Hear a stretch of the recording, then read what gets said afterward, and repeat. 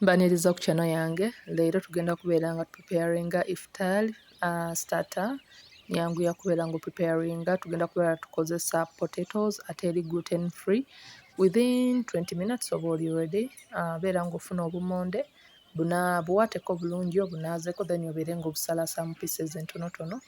Oluvannyuma teekako amazzi gabeere nga geesera, oteekemu omunnyo. Obumonde buno bugattemu, tugenda kubeera nga tubufumba paka nga bulinganga obutandinze a bit soft.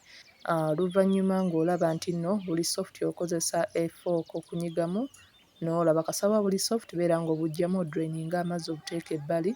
Then mu bowel beera ng'ofuna gram flour, ofune ku munnyo, tugenda kugattamu muno ejjirimu, green pepper n'amazzi.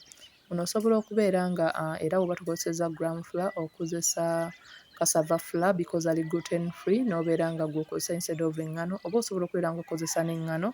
Then gattamu green pepper oba osobola okubeera ng'okozesa spring onions ne coriander. Beera nga muno otabulamu okozese amazzi ofoominge paste ennungi gye tugenda okubeera nga tukozesa. Eno recipe eri vegan, eri gluten free and nyangu ya kubeera ng'okola naddala for iftar starter awo before you prepare for the main meal. Then oluvannyuma ng'omaze okubeera nga ofuna consistency ennungi enaasobola okubeera ng'ekootinga ku bumonde. Obumonde nabwo buba buwoza this rate, tandika okubeera ng'obugattamu muli eri obukootinge bulungi nnyo mu mixture eno. Osobola okubeera nga era mixture eno wasazeewo okubeera nga ogattamu other spices nga paprika, ogattamuko ku turmeric ekiyinza leeta ekinnansi, oba ng'ogattamu ku black pepper oba chili powder.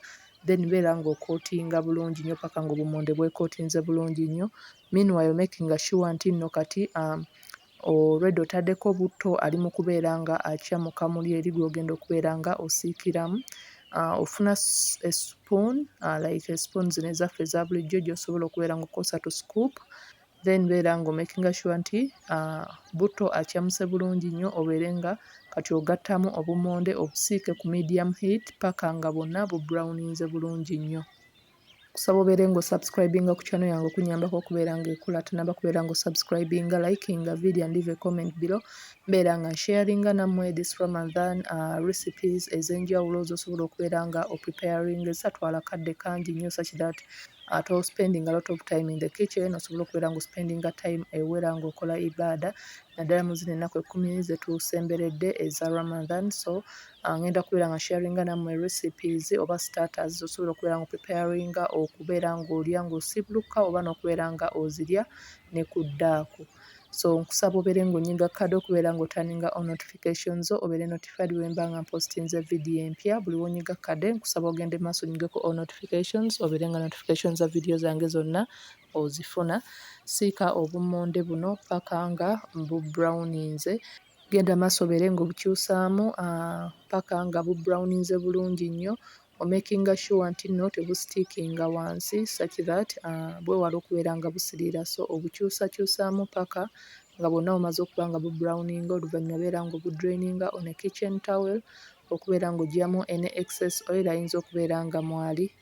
Era zino osobola okubeera ng'oziyita potato bagiyas, nyangu za kubeera ng'okola within 20 to 15 minutes obeera nga omaliriza. Genda maaso obeere ng'orepeatinga process obeere nga osiika paka nga omaliriza. Kusaba osubscribinga ku channel yange okunyambako okubeera ng'ekula, tanaba kubeera ng'osubscribinga, likinga video and leave a comment below. Let me know what you think about my recipes in the comment section. Oluvannyuma nga bumaze okubeera nga buwola bulungi nnyo, natabudde wano mayo dipping sauce nakozesezza ku tomato sauce nengattamuko ku mayonnaise, paprika ne ku vinegar.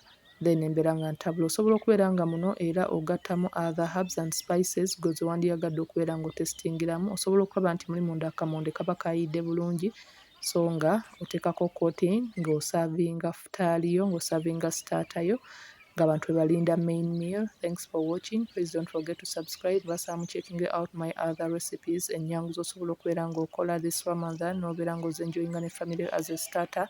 Until next time, thanks for watching.